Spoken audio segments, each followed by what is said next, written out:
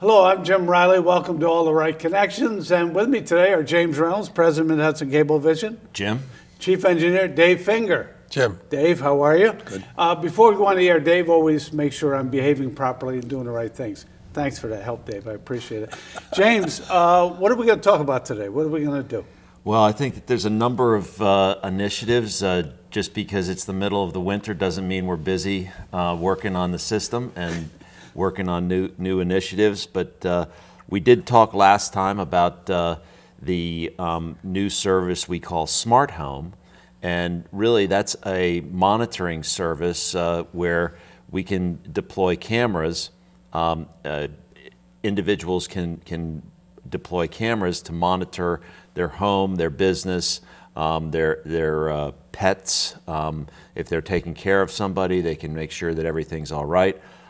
Ultimately, it allows you to turn the lights on, turn the heat up or down, and really, manage your home and monitor your home from your smartphone, right, or from a digital device. Right. The other part that I like is also, you were talking about the workplace last time also, a little bit about that with security. I think that's a very good idea, isn't it? It is, and it also allows, if a business has several different locations, it's all internet-based, so you simply need a wireless internet signal in the location, and the camera just has to be plugged in. It's not something where somebody has to spend a lot of money having their home wired and brought back to a central location, but it allows you to really put a camera wherever you want.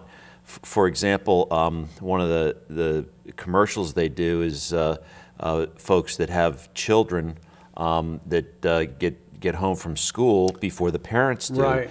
So they can set up a camera like in the front hallway, looking at the front door, and put up a warning on that, so that when the door opens, it will actually send an email to their phone, and they can open that email, and it'll give them a clip of maybe 7 or 10 seconds showing who came through the door, and it's hopefully their children coming Right. through the door. Right. They also can, stick a camera. It has a little suction cup, and you can hang one on the window looking out onto the street, so you can see when the school bus comes up. Right. And again have a notice sent to you to make sure that everything's okay. I mean, you can, if you go away, you can put a camera and create a security field around, say, your driveway, and if there's any motion, Right. it'll immediately alert you to that motion, and maybe it's motion you like, and maybe it's motion you don't like. But you need to know about it just And the same. it's very simple technology, works very easily. Customers can install this themselves, and it's a much lower cost than a full-blown security system.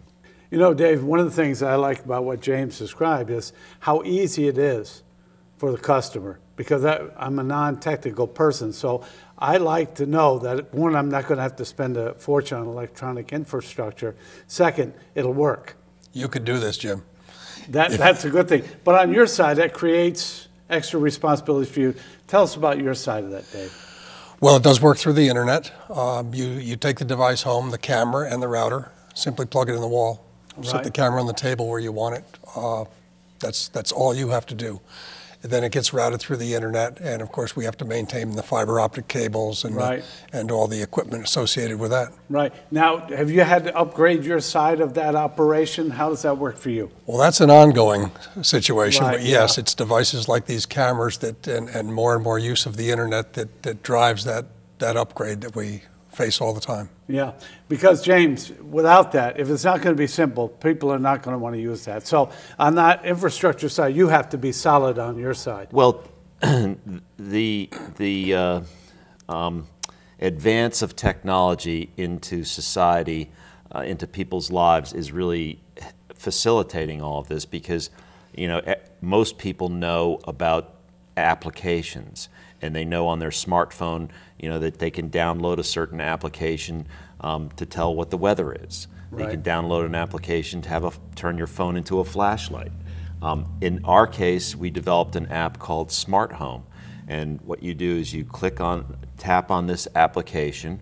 It brings up a screen for password and username, and you can have that preloaded.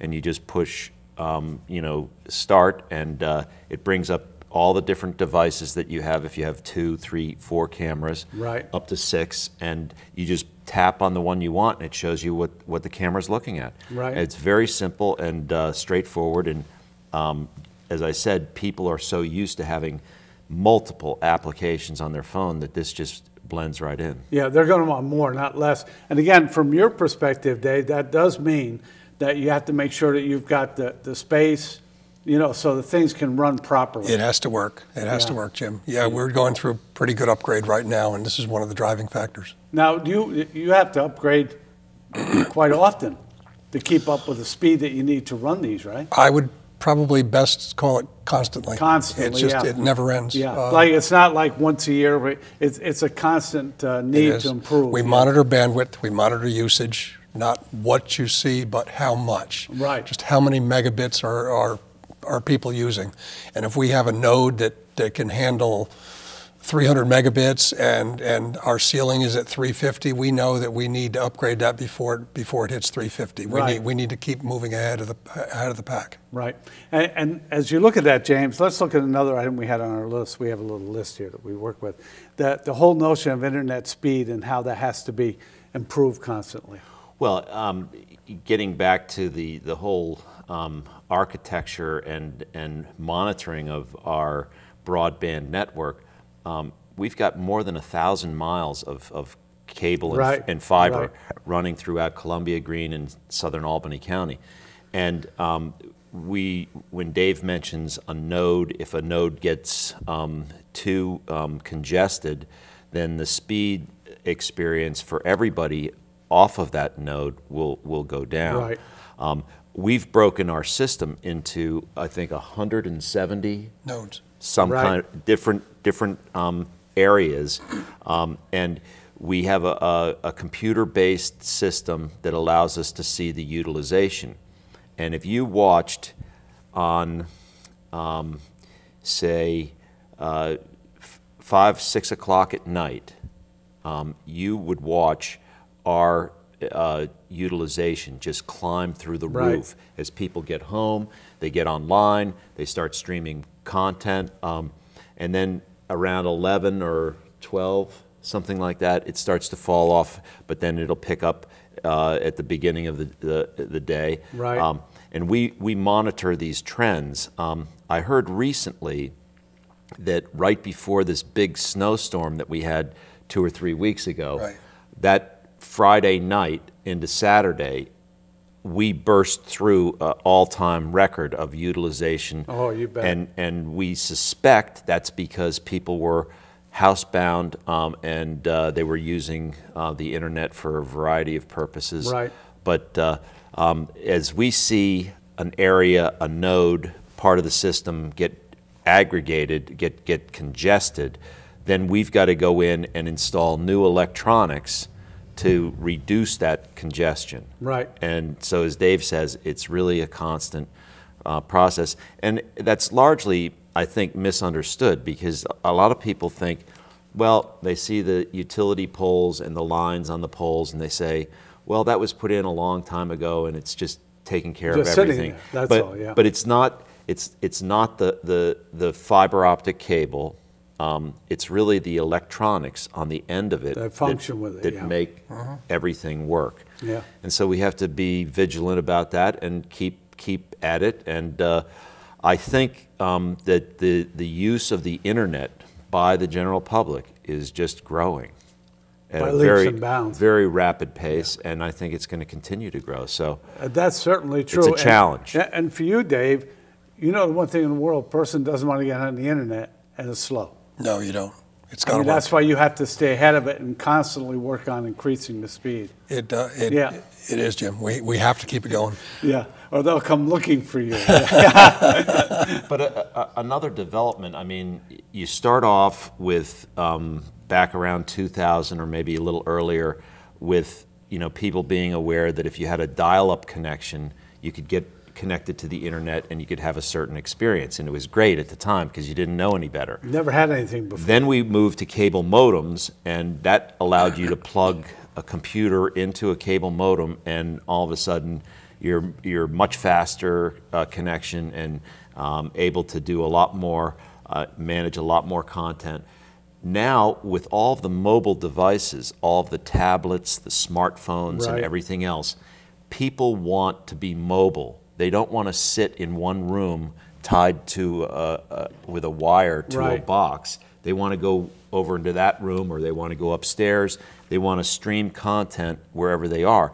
So we've got to now take that cable modem, and we've got to have a wireless router plugged in to make that whole experience throughout the house. It's no longer just one computer either. There's everybody in the house has a mobile device. So as we graduate to these new applications, then it requires our base signal to be even stronger and faster, so that when it's distributed throughout an entire house or whatever, that everyone will have a good experience. Well, as I told you, I was just at the Metropolitan Opera in New York City Monday night and saw a classic Wagnerian opera.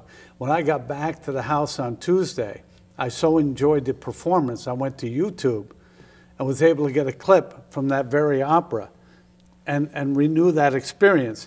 And that requires having the speed, having the space, so that I could have that experience I really wanted to have at that time. And without that constant update, I couldn't have that experience. Now see, if you had Smart Home, our monitoring service, while you were down at the Met, at intermission, I wouldn't want you to use your smartphone during the performance. During the performance. But at intermission, you could have looked at the application and checked your house out and make sure everything's all right. And that's what people are doing. I mean, let's not make any mistake about it. That is where we're going. You need to be prepared on your side, Dave, because you know that's what's going to happen. Luckily, we've installed, like James says, 1,000 miles of fiber optic cable, and we're ready for it. Right. But it is a constant upgrade. Yeah, because without that, you get behind and you never catch up after that. That we can't have. James, I'd like to take this opportunity, if you don't mind, to talk again a little bit about myself. And absolutely. I figure if we're going to have this show, I should have a chance to talk about myself. You have a new show. I like the whole idea of the company coming back to local programming. I'm very, very excited about it. I'm very pleased for our subscribers. We're going to go to a local show. What's the first one we're going to do?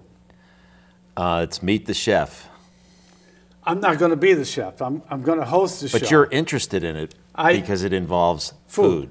Food, which, you know, now, you're still very diet conscious with the fruit and the salads, but I like a good cheeseburger when I can see one. So what we're going to do is that we're going to visit local restaurants throughout our service area, which means Southern Albany, Columbia, and Greene, and visit some of the outstanding restaurants that we have, and we have a lot of them.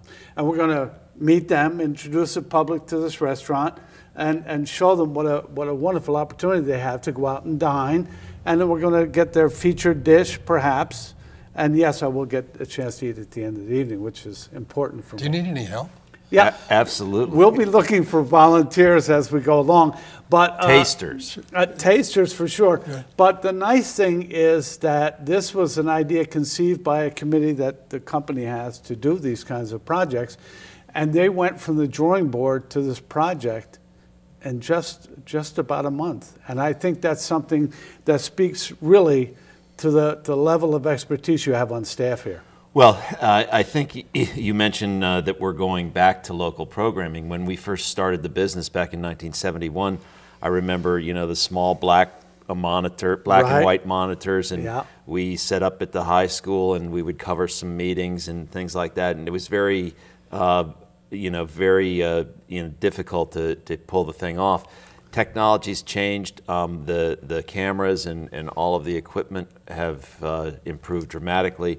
But it is true that one of the advantages the cable system has and local programming has is that it can feature the culture and the richness of the lifestyle in the communities that we serve. And you know, the ability to provide a program on local business, in this case restaurants, is I think of high interest to many of the customers that we have. Lance Wheeler has a show on right now, and that focuses on this region, and that's Neighbors, I think it's called. Yes, a terrific program. And it's a great idea. And so it brings you back to the communities. It ties you back to the communities and gives them something that's only available on the cable television network. And really, it's one of the true advantages that cable has, is to be able to maintain that local focus. Yeah, I think it's terribly important. And again, I'm excited because I love working with the staff here. They're so good at what they do. But what I really appreciate is the amount of enjoyment we have when we do these projects. It's not work at all. It's really something you enjoy, and you feel much more a part of the community when you do these projects. It has nothing to do with food. No. David, for some reason, David didn't quite buy that one. But it is called Meet the Chef. Did I say that right? I want to make sure I'm We're right. anxious to see the first, first episode. I think that people have a fascination with restaurants and how food is prepared because of the Food Network, and this brings it down to the local level. Yeah, I think the Food Network has really set up the context for us to operate in, and Meet the Chef is going to be a great local program, so we look forward to doing that and sharing that with the public. That's great news. As we wrap up today, give us some final words or some thoughts that you have. Well, the one thing that we didn't talk about, which is coming, and we'll have more to say on it as we get into it, but in the process of upgrading the networks and upgrading the service that we provide, we are continuing along our path that we've been on for several years of conversion to all digital. Right. Now, at some point, it will require customers to get one of these small little, that's a digital adapter for TVs that don't have any kind of a digital tuner. Right.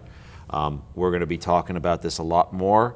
We're going to be sending notification out to customers about this process, but typically we suspect that people will have one room where they have a bigger TV where they watch high definition services and they watch sporting events and movies, and they already have a digital box. But up in the bedroom or over in the den or the kitchen, the workshop or something, they may have an older TV that doesn't have that capability. And that's the TV. Those are the TVs that we're going to have these small boxes. Right. And it's pretty simple to do. We're going to send these out to customers that feel that they can take care of it themselves. If they don't, then we're going to have somebody go out and hook it up for them. But it is a process that we're going to go through, and it's going to take some time. Right. But slowly but surely, we're going to take a few channels, like 3 channels, and move them to this digital format. So people that want to continue to get those channels will have to get one of these boxes. And that's the next adventure we're going to get into. But what I like about that, it gives me a chance to praise the company again, and that is personal service. If they have difficulties, you'll have people go out and help them. And I think that's a big, big plus for this company. Terribly important. And really, the business, if you think about, started off with video services, and you think about how back in the 70s, there were no converters, there was no remote control. You basically had to plan your day around what the broadcasters programs. If you wanted to watch, Bonanza at 9 o'clock, you had to be sitting in your living room, and you had to sit there the whole time and watch all the commercials, unless you wanted to get up every time and change your TV. Right. Now it's a brand new environment. It's the convenience for the customer, and people want to watch what they want, when they want, and on the device they want. They don't want to just be tied to like one room and one schedule. So we're trying, as we go through all these changes in the system, to make things more convenient and more accessible for the customer, because that's really what they want, and the technology's making it possible for us to do that. That means for you, Dave, which I'm very happy for you, you won't run out of anything to do for quite some time yet. Probably will be quite some time, Jim. Yeah, although we look forward to this DTA adoption. This is the final leg of the digital conversion. To make sure everybody's in and everybody can play and have the service. Right. Great idea. James, thank you so much as always. Thank you, Jim. Appreciate that. Dave, always good to see you. You're welcome, Jim. We appreciate it. We'll be back after a few words. Welcome to Smart Home from Mid-Hudson Cable, a monitoring solution that brings the power of video to protect your family and home. Using cameras installed by Mid-Hudson Cable technicians, you can check in on your pets, be notified when your children get home, or look in on the nanny. For businesses, a visible camera can reduce crime and help employees and customers feel safer at night. Call today to learn how Smart Home can help you.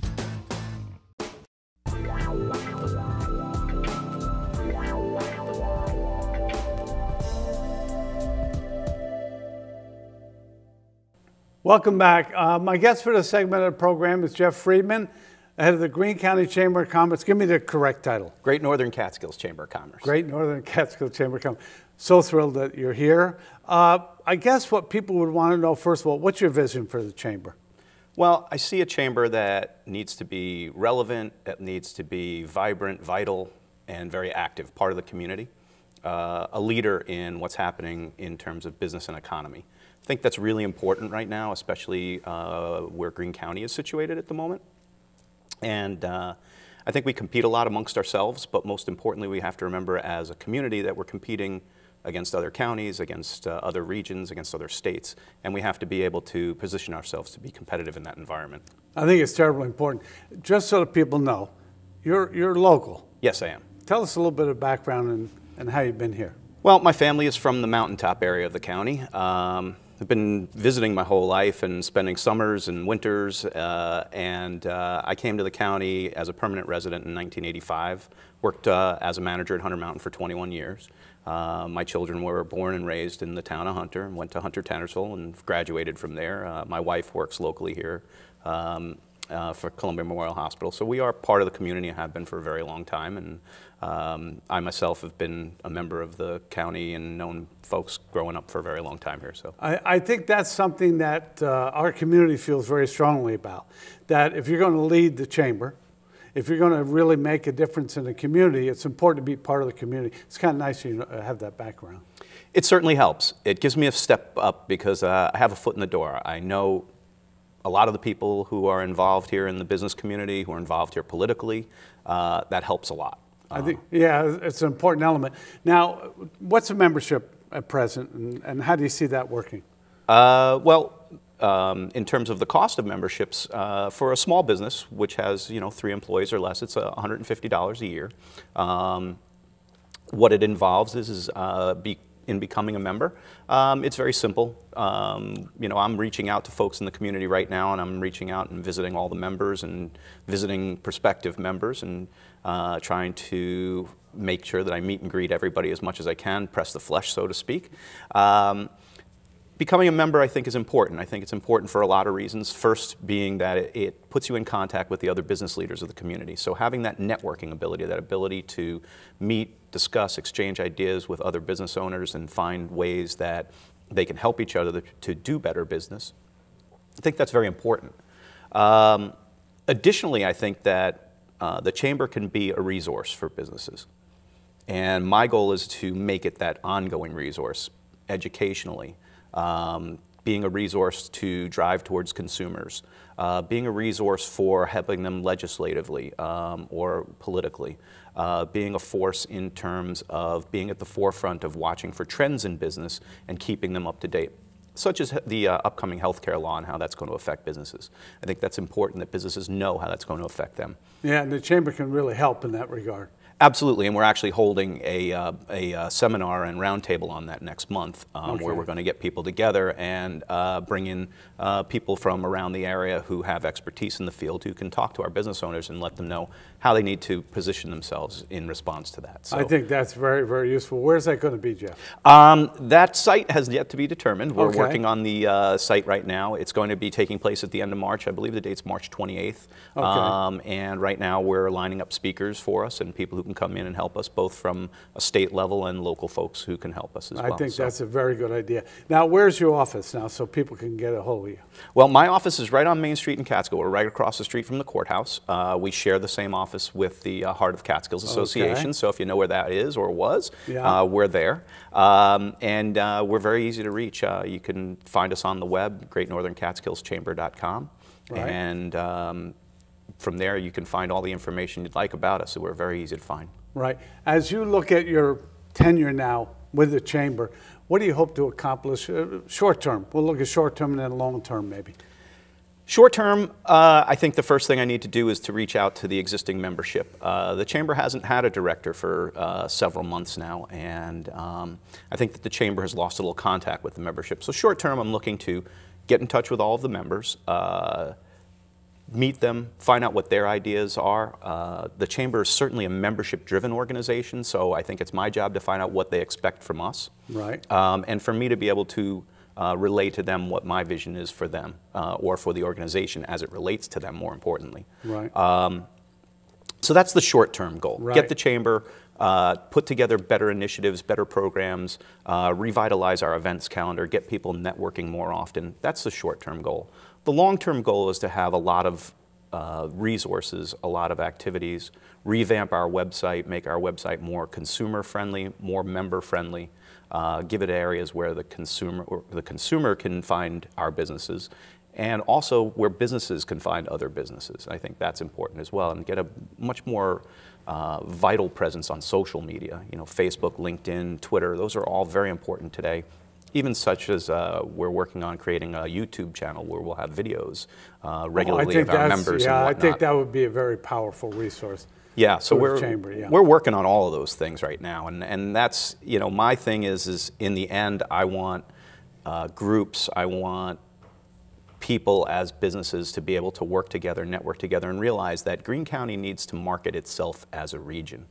While they do compete with each other, the local hardware store may compete with the local hardware store. They have to remember that in the end, consumers are making decisions on where they're buying based upon where they're going and getting the best shopping. So they may be driving to Albany, they may be driving to Kingston, they may be going online, and we need to position ourselves to compete in that marketplace as an entity, as a county. Excellent. Thanks for joining us today. You know we appreciate it. Give them a number they can contact you. Yep, they can call us at the office. It's 518-943-4222. And they can reach us all the time, even when I'm not at the office. Most of the time, the phone's even forwarded to my cell phone, so you'll get me most of the time. Very good. Jeff, thanks so much for joining us. We appreciate it. It was great. It was great being here. Thank you very much for having me. We'll have you back again. We'll visit again. Good, I hope so. All right. We want to thank Jeff Friedman, who is the Executive Director, Great Northern Catskills Chamber of Commerce. And we also want to thank James Reynolds and Dave Finger for joining us today. And most of all, we want to thank you for joining us on All the Right Connections. We look forward to seeing you real soon.